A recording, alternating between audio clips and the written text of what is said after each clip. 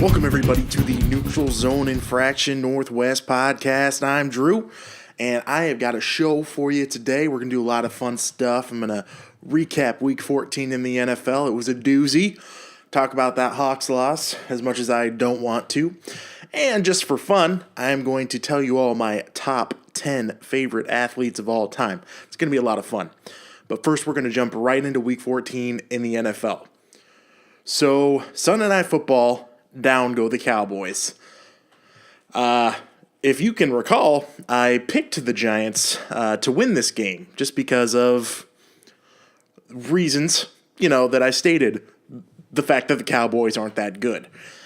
And now I see Cowboys fans sort of infighting almost about, should we start Tony Romo now that he's healthy? Dak Prescott did have a pretty terrible game.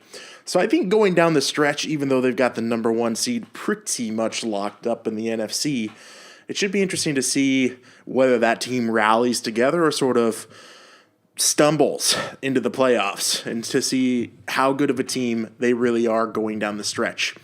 But it was a good game to see, and I still don't think the Cowboys are that good.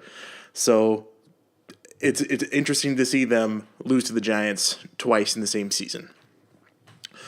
The next funny thing that happened, Jeff Fisher got fired yesterday. It's like the owner of the Rams, Stan Kroenke, listens to my podcast. If you recall, last week I opened up the podcast by saying, wow, Jeff Fisher just got this 2-year contract extension. I don't understand how he's not fired. So it's like Stan Kroenke got on YouTube, just like you can, hit his subscribe button and said, man, this Drew guy, he knows me. He gets me. And I think I should fire Jeff Fisher. Well, whether or not that happened, Jeff Fisher did get fired this week. Stan Kroenke just has to pay him now, unless there's some kind of opt-out clause for the club. I don't know how all that works, but as far as I know, he's on the hook for 2 years of paying Jeff Fisher, all while he looks for a new head coach. Now, don't listen to the rumblings you hear about the Rams pursuing Pete Carroll. Let me tell you what. First of all, they're going to have to pry Pete Carroll from my cold, dead hands. Second of all, Pete Carroll is not going to leave a franchise stoked, chocked full of talent to go to the Rams, who really need to restock their shelves besides a couple of key guys, even though it is in LA where he really became famous with USC. No coach in their right mind is leaving the Seattle Seahawks for the Los Angeles Rams right now, and Pete Carroll is of a right mind. So don't even worry about that. Next thing that happened, Matthew Stafford, while leading the Detroit Lions to another win, still leading the NFC North, he tore a ligament in his middle finger, but he says he's going to play through it. Now, I'm no NFL quarterback, and I don't really know with a ligament in your middle finger, how much that actually hurts or how much it's going to limit, movement or touch on the ball. But what I can tell you is apparently he wants to play with it. Apparently he wants to get these guys into the playoffs and try to stave off the Green Bay Packers for a division win.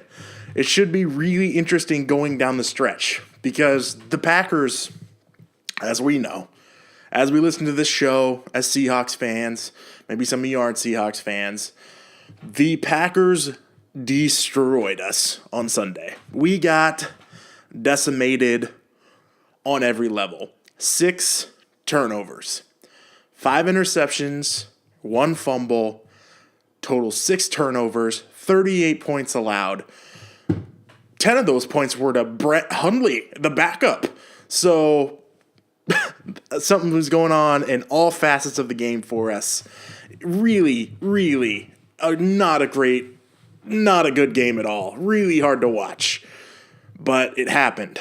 And it sort of shows you the Seahawks, because this is the Seahawks team that we kind of know. Every once in a while, they will come out in the first half and just absolutely poop the bed. They will throw a bunch of interceptions, get way behind. But we've seen throughout the Russell Wilson era as the quarterback has been able to come back from those and at least make it close. We saw that in the divisional round with Carolina last year in the playoffs. And then we saw it in the NFC Championship game against the Green Bay Packers where we came back and won. So I was sort of expecting some kind of comeback until like midway in the third quarter. Like that was around the time of the fourth or fifth interception, and I was just like, okay, we're gonna lose. Like there's no coming back from this. Let's get Trevon Boykin out there. We need to just pack it up and leave Green Bay, Wisconsin, because it is not good. Nothing is good. We just need to burn that one and move on. An interesting stat is that is only Russell Wilson's second loss by over 10 points. So in the NFL, he's only lost by more than 10 points twice. Both of those times, the Green Bay Packers in Lambeau Field. So they had a lot to play for. Aaron Rodgers came out playing, and they beat us up. They beat us up in every facet of the game. That's going to bring me into my love, not so much love, Seahawk of the Week. Now, there's not a lot to love, but I'm going to tell you something, and I leave it up to you whether or not you guys want to be like, oh, Drew, that's stupid, or not. We'll see. So for not so much love of the week, I'm giving that to Jeremy Lane. He got burned on the first play of basically Green Bay when they threw it to Devontae Adams for a bajillion and 80 yards, and they got a touchdown right on the first play. Jeremy Lane got burned immediately. So, and then I saw him miss a couple tackles after that. So he sort of, got the tone set on him a little bit, so he's kind of a scapegoat in this regard. Nobody played a great game. I wasn't watching the game and seeing one person have a particularly great game at all. We didn't have a pass rush. We couldn't really do anything. I guess Bobby Wagner had some good tackles, but nothing enough to pop out the page. So not a lot of great stuff happened. So for my love Seahawk of the week, I'm going to do something a little unconventional. I'm going to pick a Russell Wilson.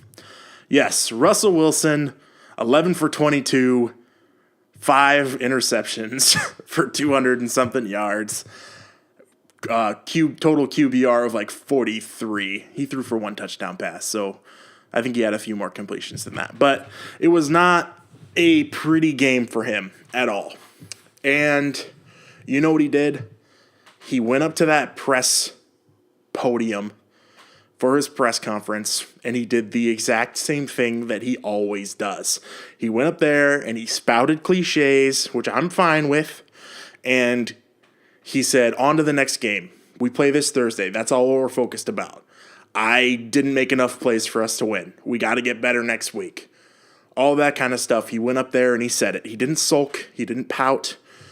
If you line up 10 of the starting quarterbacks in the league, Russell Wilson is going to be probably the only one that's going to do that way. There's going to be frustration shown on really anybody else's face. Now, it was a really short press conference. It's not like he sat up there and was a glutton for punishment, but you got to love to have the guy that's willing to go in there, admit that he had a terrible game. And you know what? Going back and looking at those interceptions, go back and look at them. Because I did more than once. I looked at those interceptions, and you can say 1, maybe 2 of those interceptions were Russell Wilson's fault. 1, maybe 2. There was a one where Demarius Randall made a great play, which I thought the ball was a little bit underthrown to Doug Baldwin, and that was an interception. And then you got the one that Jimmy Graham fell down on, and that was an interception. The other one bounced off the defender's shoulder. The other 2 were tipped balls. So 2, maybe 2, were Russell Wilson's fault. Other than that, it was just a comedy of errors. By the end, by the 6th turnover, when Alex Collins fumbled, I was just laughing in my seat like, why not? Why not 6 turnovers? You can't win a football game with 6 turnovers. They preach taking care of the ball, and that just didn't happen. But Russell Wilson went up there, he took his licks, and that's why he is my love Seahawk player of the week this week. So, really brief. That was a really brief recap of basically the game. I don't really want to talk about it all that much because it really sucks. I've not seen a loss that bad in a very long time. There hasn't been a loss that bad. Worst loss since 2010. Breaks a streak. So we move on. We keep going. And, we got to win these next 3 games, lock up the number 2 seed so I can feel comfortable going into the playoffs. I just erase that one from your roster. Green Bay wanted it more. They played better. They played lights out. They were very, very good. Dangerous team if they make it to the playoffs. So just kind of erase it and move on. That's going to bring me into my topic of the week. And I wanted to, because it was kind of a rough weekend for Seahawks fans, even though everyone in the NFC West lost again. So if we win on Thursday, we clinched the division, which I definitely see us doing. I wanted to do something fun. I wanted to make a list. I would be the BuzzFeed of podcasters, if you will. A list of Drew's top 10 favorite athletes of all time, in parentheses, so far. So, I've been a sports fan really the vast majority of my life. So a lot of these were obviously nostalgia picks. There are some pretty big omissions from the list. 9 out of 10 people on the list are from Northwest sports teams. So definitely a biased list. Like people like Peyton Manning aren't going to be on this list, even though he's a great athlete. And I respect him a lot for what he did for the game of football and the quarterback position in general. He's not on the list because he's not one of my top 10 favorite athletes of all time so far. But you know who is? Number 10, Kyle Seager. Now, I'm going to tell you guys a story. Now, this is a story about me 6 months ago, not even 4 months ago, when I went to Chicago to watch the Mariners play in Wrigley Field. Well, we'd stayed up all night to take the red-eye flight there. One day earlier than we actually thought we were ended up going and scheduling because of the whole 12 a.m. versus 12 p.m. thing. Anyway, so we were there a day longer than we thought. So we're walking around. It's super hot and humid. I haven't slept more than 5 minutes because I didn't sleep on the plane. And so we're walking down Chicago, in Chicago. It's hot, it's humid, it's gross. So we go to get breakfast. And I eat a big breakfast, and we're in the line paying for our meal. And up comes Kyle Seager, comes walking through the door with his pregnant wife. And I'm like, no. And then my buddy hits me. He's like, dude, that's Kyle Seager. And I'm like, yeah, that's Kyle Seager.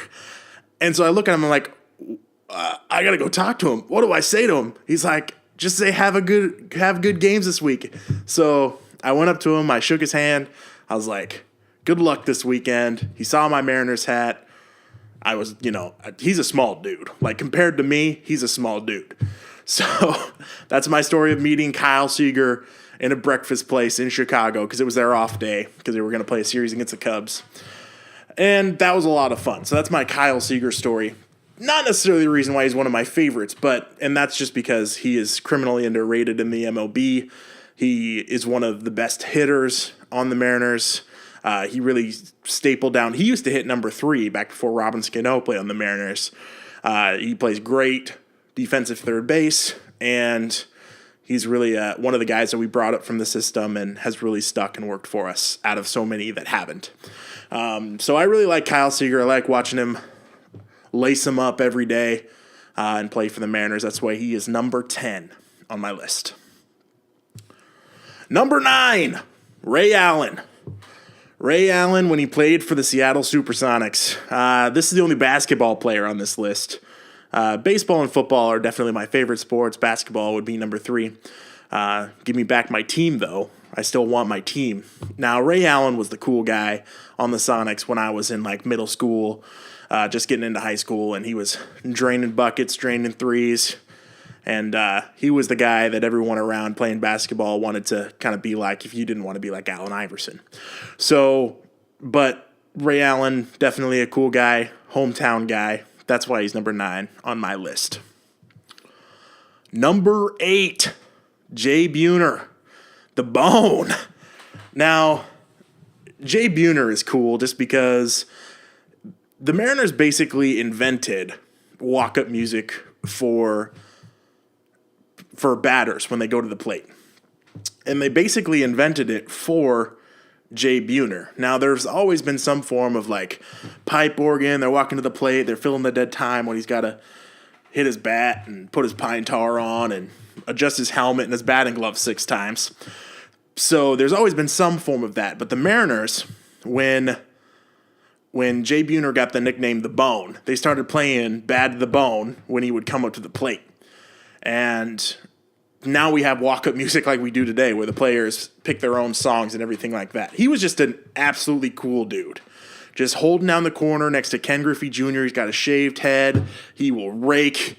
I mean, he'll just hit it. He hit home runs like you don't see really anybody else hit home runs. I think the closest comparison I can give to what a Jay Buhner home run looks like is Nelson Cruz now, when he just obliterates the ball and it is gone. And there is no doubt whatsoever that it's a home run. It's not necessarily the prettiest thing in the world, but that boy is gone. It is out.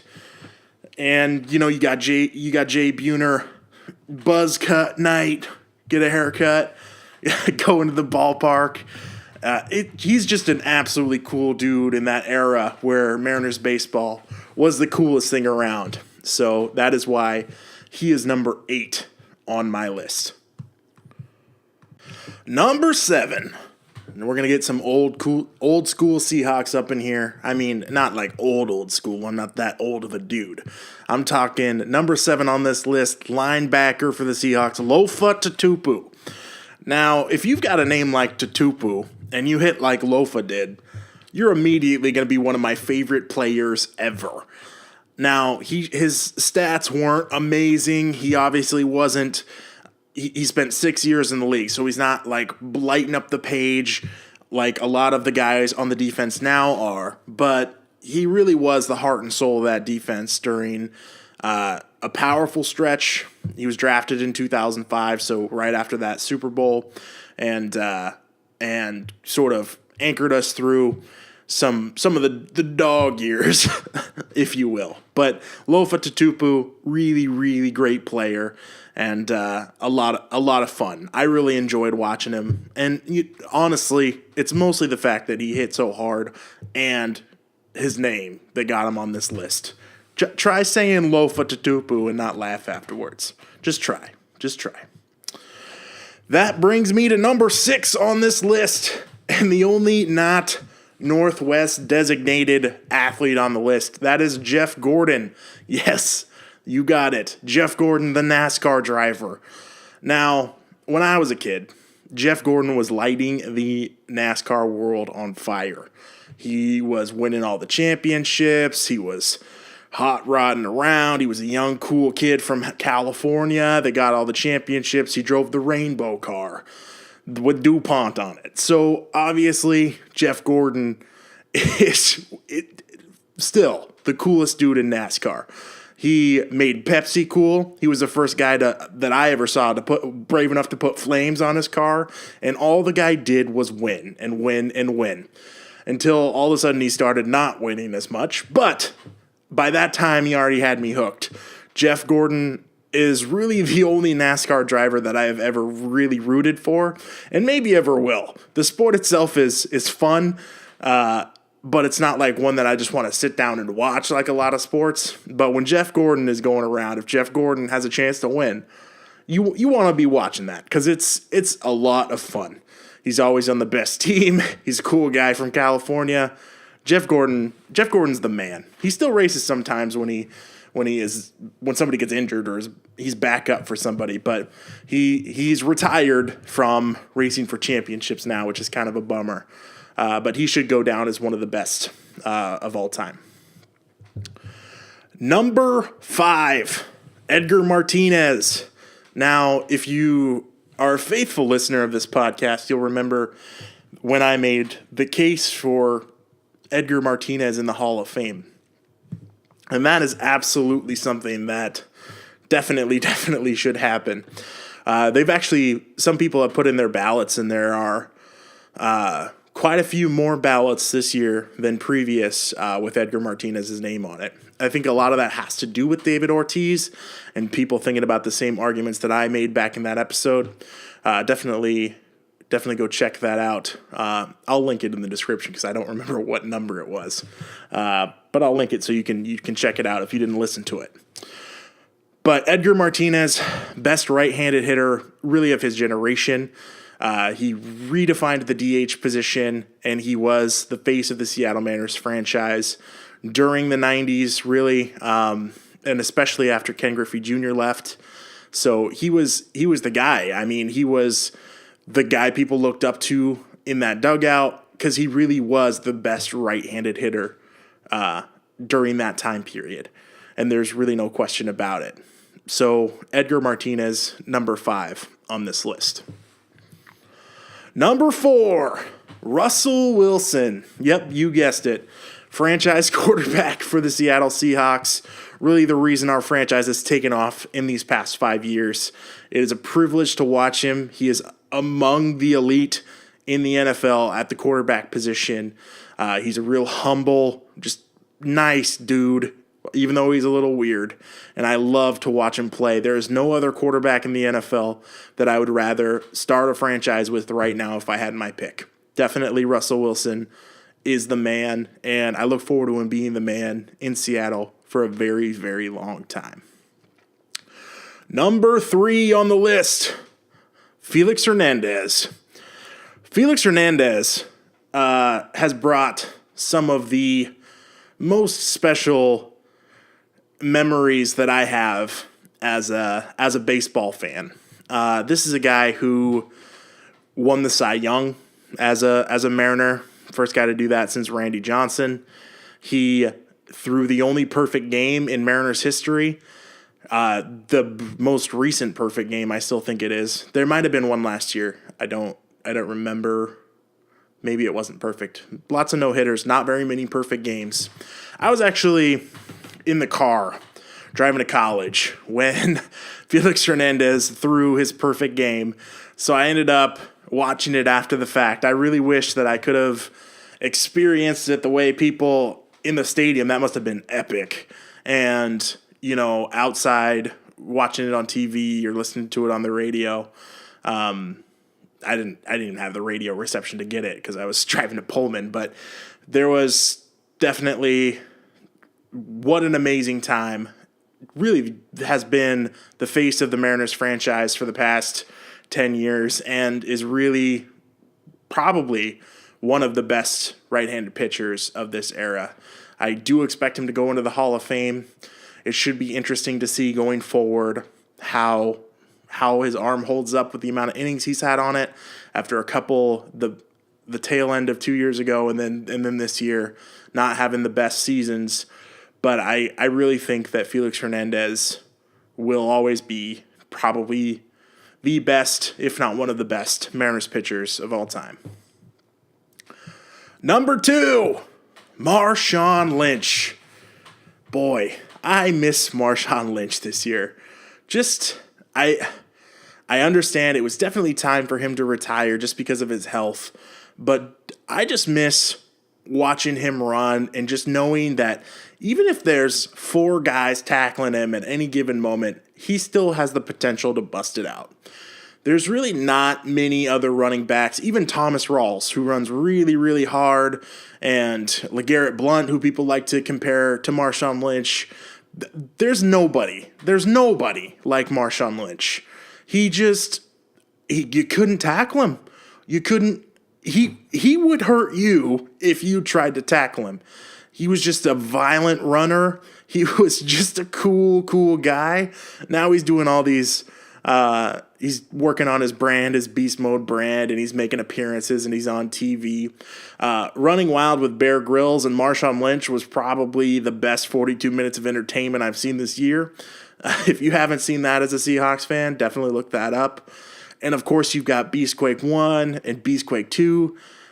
All of these great, great memories from Marshawn Lynch.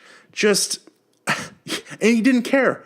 He didn't care at all. There's not one person that could care less about what you think of him than Marshawn Lynch. He's just going to run in there. He's going to do his job. He's all about that action.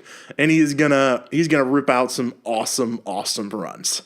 I miss watching him. I really do. There were, always are going to be rumblings of, is Marshawn Lynch going to come back? Earlier this year I heard, is Marshawn Lynch going to come and play for the Raiders? And I'm like, I really hope he doesn't. I just want to remember Marshawn Lynch for what he did for the Seahawks franchise, really rushing us to a Super Bowl victory. Not necessarily in the Super Bowl itself, but on Marshawn Lynch's back, that offense ran, and he got us there. So thank you, Beast Mode, number 2 on the list. That brings us to the end of the list. Number 1. Now, I bet you guys can't guess who I'm going to pick. Anybody who knows me can guess who I'm about to pick as number 1. He redefined not just Mariners baseball, but the game of baseball. He transcended it with his talent and his persona. He was in pop culture. He was in video games. Everybody from West Coast to East Coast, North to South wanted to be Ken Griffey Jr. when they laced up to play baseball. The kid, he had the most fun playing the game out of anybody that played. He played harder than anybody that played at that time. He had the most beautiful swing I've ever seen or ever will see. It was absolute poetry in motion watching him hit a baseball. And he was almost as good of a fielder, if not better, than he was as a hitter. He would make all those catches over the fence. He would go, run, dive with no regard for his body. It got him injured more times than he probably should have been. But that's the way he played. He played lights out, guns blazing all the time. And boy, what a pleasure to watch. Have you ever been to Safeco Field? Yeah, well, Ken Griffey Jr. made that happen too. In a time where Mariners baseball was dying in Seattle, the 1995, those guys really kind of lit a fire under it, led by Ken Griffey Jr. and Edgar Martinez, to really bring the baseball fervor back to Seattle. And Safeco Field is absolutely the house that Ken Griffey Jr. built. Boy, sometimes just thinking about the way that he played and watching to play and getting to watch him play, it gives me chills still. I honestly believe with every single part of my body that Ken Griffey Jr. was the best baseball player to ever play baseball, period. Done. End of sentence. If he hadn't been injured for a giant vast majority of his career, and not a vast majority, but a large part, especially the second half of his career, he would have hit 950, 1,000 home runs. Now, I know that you can't predict injuries or what ifs or what if this or what if that, but really, if you think about it, if you see the times that he was injured and the times that he had down seasons because he was injured, he could have hit 1,000 home runs. Even now, he was in the steroid era. He played perfectly clean, no doubt about that, ever one time, and he still hit over 600 home runs. One of only 8 people who ever hit over 600 home runs, and at least 3 of them are known steroid users. So really, there is nobody in the game who played like Ken Griffey Jr. Now, he got honored with the Hall of Fame, highest percentage ballot voting ever, which is excellent. And he's going to get a statue in front of Safeco Field. He's deserving of every single portion of it. He was baseball for 22 seasons. And absolutely, unquestionably, number 1 on this list. So that rounds out that list. Get a little passionate sometimes when I start talking about Ken Griffey Jr. But really, I know there are some clear, glaring omissions from the list that you might see. And trust me, I definitely know all of those people. And even though they might make your list, they don't necessarily make mine. Remember, very biased. A lot of it's based purely on nostalgia. Some of it based in actual statistics. But I'm happy to talk with you about it, who you think should have been on that list. Remember, you can tweet me at Neutral Zone NW or send me an email at Neutral Zone Infraction NW at gmail.com. You can talk to me about this, questions or comments about the show, questions you want me to read on the show and answer. All of those great things you can have and more. Also, remember to like, share, subscribe, tell your friends. It's definitely a fun time we're having here, talking about my favorite players of all time. But that's going to lead us into my favorite part of the show, where I pick games that haven't happened yet. And guess who killed it last week, ladies and gentlemen? This guy. You can't see because it's a recording, but I'm pointing at myself. 14-2 I went last week. Pretty darn good. Even though I picked the Seahawks and they got destroyed. But that gives me a lifetime record of 117, 59, and 2. That's pretty good. Pretty good. So I'm going to jump into this week's picks. Thursday night, quick turnaround for us. Rams at Hawks. Jeff Fisher just got fired. We haven't lost at home yet. We are 2 tiers of a better team than they are. If we don't win, something's wrong. My alarm bells will start going off, but we're definitely going to win this game. So Hawks, for sure. Next game. So looking at my sheet here, this one is listed as a Saturday game. I don't know if it's like a special promotional game. One time they did a game on Twitter where they played it live for people on Twitter. I don't know if this is that game or something different. But the Dolphins at the Jets on Saturday night. Okay. I won't be watching that. I think I'll be at a wedding. But Dolphins at Jets. I think that the Jets are going to win this one. Ryan Tannehill out for a while. They said he had a torn ACL, but they also said that he doesn't need surgery, so he might be back in 6 weeks. So maybe he doesn't have a torn ACL, because I've never heard of a torn ACL only being a 6-week injury. But I'm not a doctor. All I know is that I don't even know who their backup is. And the Jets desperately need to win a game for Todd Bowles. He's going to get them there. They won last week in kind of a struggle fest with the 49ers. But it's a divisional game. Jets at home. I pick the Jets. Next game, Browns at Bills. So, yeah, I think that the Bills are going to win this game. I think they're going to rush the ball. The Browns, they might be 0-16. And I know I say it every week, but we're getting closer and closer. They still haven't proved me wrong. Very possible an 0-16 team. Yikes. Next game, Lions at Giants. Now, this one has a lot of playoff implications. Now, because of their win against the Dallas Cowboys, the Cowboys still haven't clinched that division. So the Giants are still technically in play in that division. And when I pick against the Cowboys later down in this list, and I am, it's going to get even tighter and tighter, I think. I think the Giants win this game, especially with Matt Stafford's injury and them being on the road and the Giants being a pretty darn good team. If the Lions win, it'll be in the fourth quarter, like it has been all year. But I think the Giants are going to get it done at home. Next game, Eagles at Ravens. Now, the Ravens gave the Patriots a run for their money on Monday night. The Patriots kind of let them back in the door sort of late with a couple of really dumb special teams plays. But the Ravens, they're definitely still in play for their division as well. So they need to win because the Steelers keep winning. So I definitely think that the Ravens take care of business at home. Carson Wentz and the Eagles, not a lot left. Like, they're not making the playoffs. So it should be interesting to see. Carson Wentz started the year off on fire, and then he kind of went down in the dumps a little bit, and now he's kind of on the upswing, even though he couldn't lead his team on a game-winning drive against the Redskins on Sunday. I still think he kind of moves in the upswing, but ultimately I think the Ravens are going to win this game. Next game, Steelers at Bengals. I think the Steelers win. Le'Veon Bell rushed for 200 and something yards. He caught for another 80. In the end, it was like 298 was his total yards from scrimmage with 3 touchdowns. Boy, oh boy, if you had Le'Veon Bell on your fantasy team, high five for you because you won that week because he had like 40-something points. Now, if you started Ben Roethlisberger like I did, who threw 3 interceptions and didn't throw a touchdown because Le'Veon Bell was rushing them all in, maybe you didn't do as well. But it's not about fantasy right now. It's about who's going to win, Steelers at Bengals.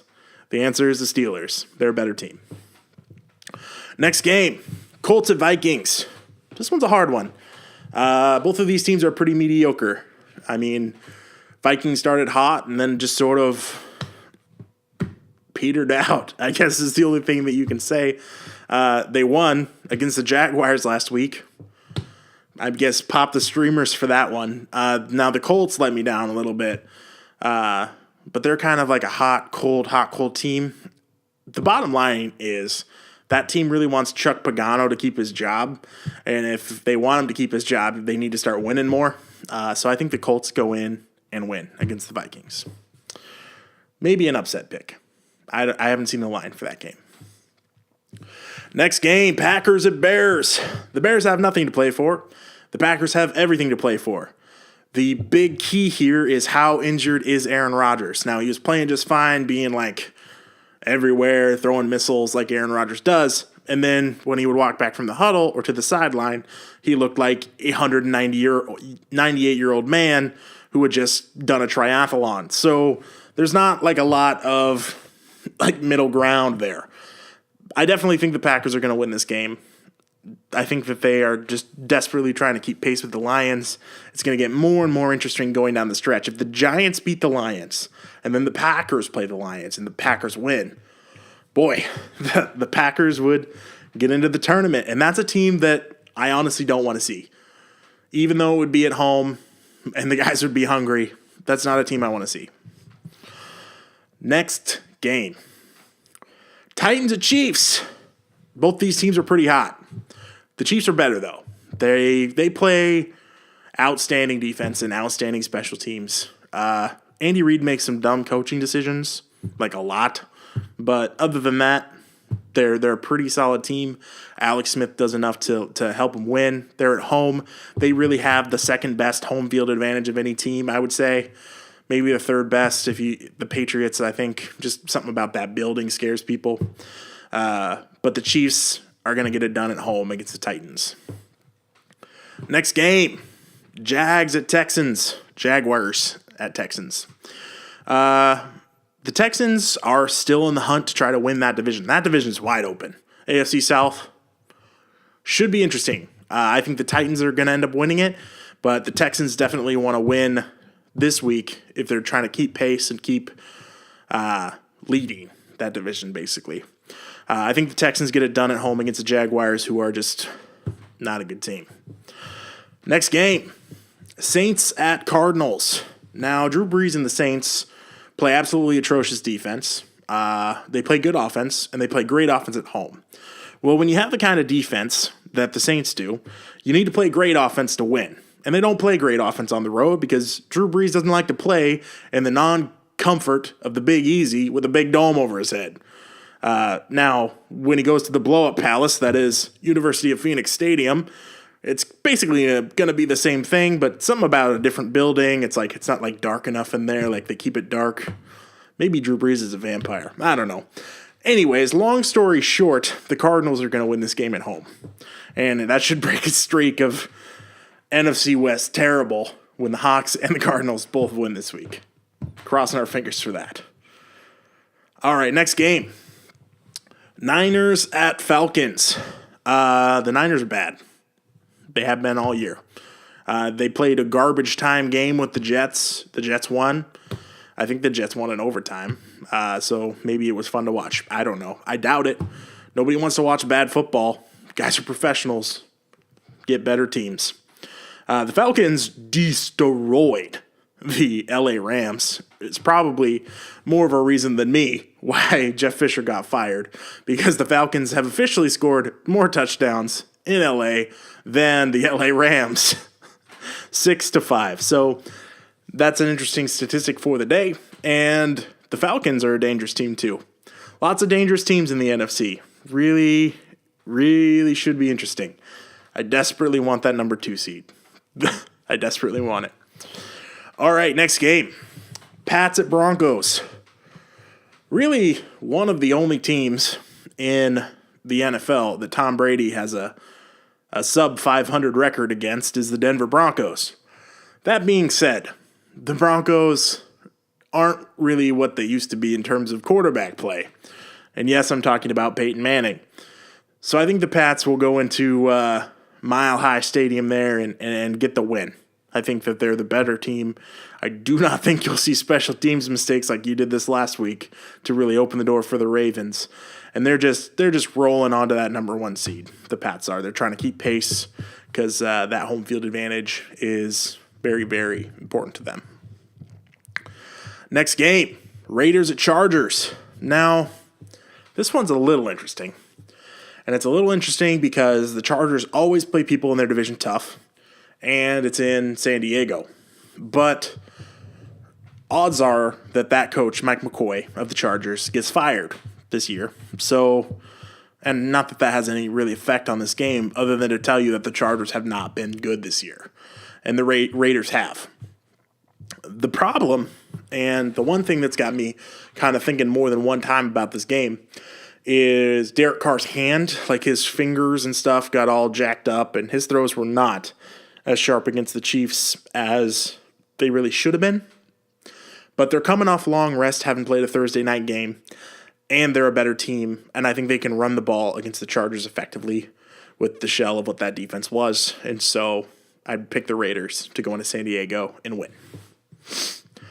Next game, Sunday Night Football. Guess who we're going to see on Sunday Night Football? It's the Dallas Cowboys on Sunday Night Football. Because everybody loves the Dallas Cowboys, America's team, except for me. Bucs at Cowboys. I think the Tampa Bay Buccaneers are going to win. Here's why. Here is some factual reasons why.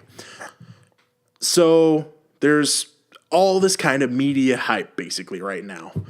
Should they start Tony Romo? Should they start Dak Prescott? And that's going to get in any rookie's head. I don't care how mentally tough Dak Prescott is. I don't have anything against him personally. He seems like a nice guy. He's doing good things for their franchise. He reminds me a little bit of Russell Wilson, except for there was no QB controversy when Russell Wilson basically stole the starting job from Matt Flynn. But the Buccaneers, they've won 5 straight. 5 straight in the NFL is no joke, and their team is no joke. And they've got a lot of weapons on that offense and a quarterback who's not afraid to just sling it around wherever he thinks he can fit a ball. And the answer is he can fit it in a lot of places. And Mike Evans is going to catch it in a lot of places. So with the suspect Dallas defense and the Tampa Bay Buccaneers front 7 being one of the best strengths of their team that can maybe hold up against the rushing attack of the Dallas Cowboys, I think that the Cowboys get their 3rd loss of the season on Sunday Night Football. So, and I think that the panic alarm starts sounding in Dallas. And we can all get T-shirts that say Drew was right. The Cowboys aren't that good. Well, I'll save the order on it until the Buccaneers win. Bucs at Cowboys, I pick the Buccaneers. Next game, Monday Night Football, Panthers at Redskins. Now, the Panthers have increased their play. They've upped it since they played the Seahawks and got absolutely destroyed on Sunday Night Football. But the Redskins are in a playoff race, and they're a better team. And Josh Norman against his old team. That's always going to be fun to watch, and is definitely going to be one of the main topics in this game. I think that the Redskins are going to end up getting it done at home, and that's going to round out the week. So those are my picks. That's my podcast for this week. Remember, if you've got questions, you can tweet at Neutral Zone NW or send an email to Neutral Zone Infraction NW at gmail.com or comment. Remember to like, share, subscribe, tell your friends. And thanks for listening. Remember to go see the new Star Wars movie this week. This is not about sports, but boy, I want them to keep making Star Wars movies until I am an 80-year-old man and they've got to drag me to the virtual reality theater, okay? So go see the Star Wars movie. I'm going to go see it. It's going to be awesome. Anyways, you guys all have a great week. Until next week, thanks for listening.